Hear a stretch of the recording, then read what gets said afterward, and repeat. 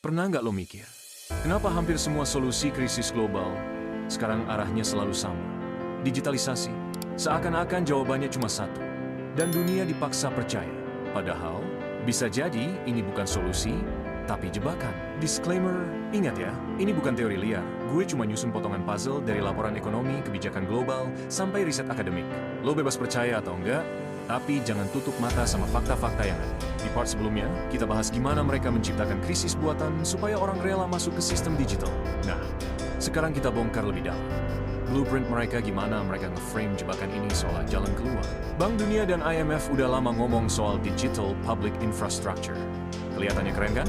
Akses keuangan merata, inklusi digital, tapi riset Oxford 2022 nunjukin model kayak gini sering dipakai negara berkembang buat mengawasi warganya dengan kedok inklusi finansial.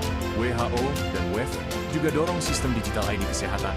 Katanya biar praktis buat perjalanan internasional. Tapi studi dari Georgetown University 2023 nunjukin kalau data kesehatan digital gampang disalahgunakan buat profiling politik dan ekonomi. Coba lihat tren CBDC, lebih dari 130 negara sekarang lagi kembangin mata uang digital resmi. Menurut BIS, Bank for International Settlements, CBDC bakal jadi tulang punggung ekonomi global. Tapi, masalahnya, CBDC bisa diprogram. Lo dikasih duit, tapi duit itu bisa diatur. Cuma bisa dipakai beli A, nggak bisa beli B. Itu bukan uang bebas, bro.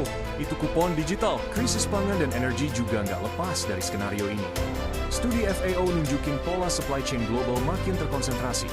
Begitu ada shock buatan, misalnya konflik atau embargo harga naik, orang panik, dan di saat itu, solusi smart ration dengan digital ID kelihatan manis banget buat masyarakat yang kelaparan. Kalau dipikir, pola ini mirip sama shock doctrine yang pernah ditulis Naomi Klein. Intinya, krisis sengaja diciptakan atau dimanfaatkan supaya publik mau menerima kebijakan radikal yang sebelumnya mustahil.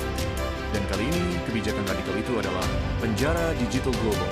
Mereka ngejual kata kunci indah, inklusif, transparan, aman. Padahal, penelitian MIT 2021 menunjukkan kalau semakin banyak sistem digitalisasi terpusat, semakin besar risiko penyalahgunaan oleh segelintir elit. Jadi kebebasan kita perlahan ditukar dengan kenyamanan. Pertanyaannya sekarang, apa langkah berikutnya dari blueprint? Karena dari dokumen-dokumen yang bocor, ada tanda kalau krisis besar berikutnya udah diskenariokan. Dan kalau beneran kejadian, itu bisa jadi pintu terakhir sebelum pintu digital dikunci rapet-rapet. Di part selanjutnya, kita bakal bongkar krisis global, apa yang mereka siapkan, dan kenapa itu bisa jadi titik balik umat manusia.